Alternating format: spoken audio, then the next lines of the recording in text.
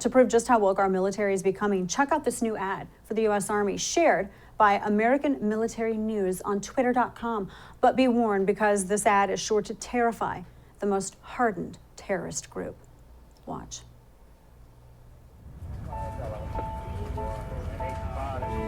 This is the story of a soldier who operates your nation's Patriot missile defense systems.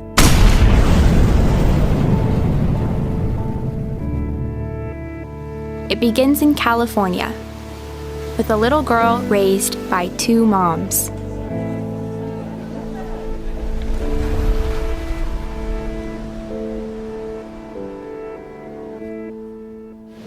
Although I had a fairly typical childhood, took ballet, played violin, I also marched for equality.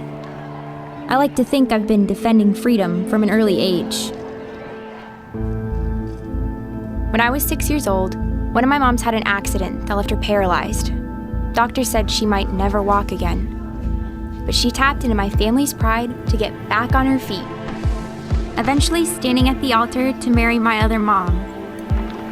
With such powerful role models, I finished high school at the top of my class, and then attended UC Davis, where I joined a sorority full of other strong women. But as graduation approached, I began feeling like I'd been handed so much in life, a sorority girl stereotype. Sure, I'd spent my life around inspiring women, but what had I really achieved on my own? One of my sorority sisters was studying abroad in Italy. Another was climbing Mount Everest. I needed my own adventures, my own challenge. And after meeting with an Army recruiter, I found it. A way to prove my inner strength and maybe shatter some stereotypes along the way. I'm U.S. Army Corporal Emma Malone Lord, and I answered my calling. Okay, look, we're for all Americans of all walks of life who love this country to serve in the armed forces. But this isn't a recruitment ad for Cal Berkeley. This is an ad for the U.S. military. What are we doing? Now, let's contrast this ad from the U.S. military with this ad for the Russian army. Now, let's call that piece of Russian muscle in this Russian military recruitment video, we're going to call him Vlad. Vlad is 220 pounds and built like NFL running back Jerome Bettis. Vlad trains in below zero temperatures, and he can snap the neck of a Siberian tiger with one hand after he steals the tiger's kill because Vlad was hungry and he wanted it. Vlad drinks vodka for breakfast, and half of his head is made of shrapnel after he survived an IED in Syria. Vlad hasn't read up on the latest intersectional literature like Emma. He doesn't care who his opponent's mommies are, or whether his enemy has two moms or two dads or a mom and a dad. Vlad will kill you without remorse just the same if you meet him on the battlefield. Vlad just doesn't have any appreciation for your lived experience because Vlad's not woke. He's just a death machine who will chew you up and then spit you out because that's how he's trained.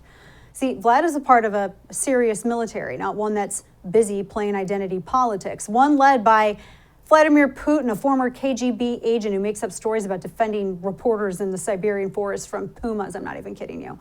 Putin is a very serious man. According to Democrats, he's so powerful, he even got Donald Trump elected, remember? Yes, Putin's a very serious man, and so is China's President Xi Jinping. So are all the terrorist groups in the world, like Hamas, that are willing to strap bombs to women and children to detonate themselves in a group of people. The truth is, we can have the smartest bombs and the stealthiest aircraft, but what we can't have is unserious people leading our military. Woke politics is a disease. It weakens everything that it touches. We're taking our eyes off the ball and staring at our navels and seeing if the lint in them is diverse enough or something. I mean, meanwhile, our enemies are noticing and they're emboldened by this. China's president's getting restless, doing flybys over Taiwan, and has made no bones about the fact that the island of Taiwan, its own country, sovereign democracy, is Chinese territory.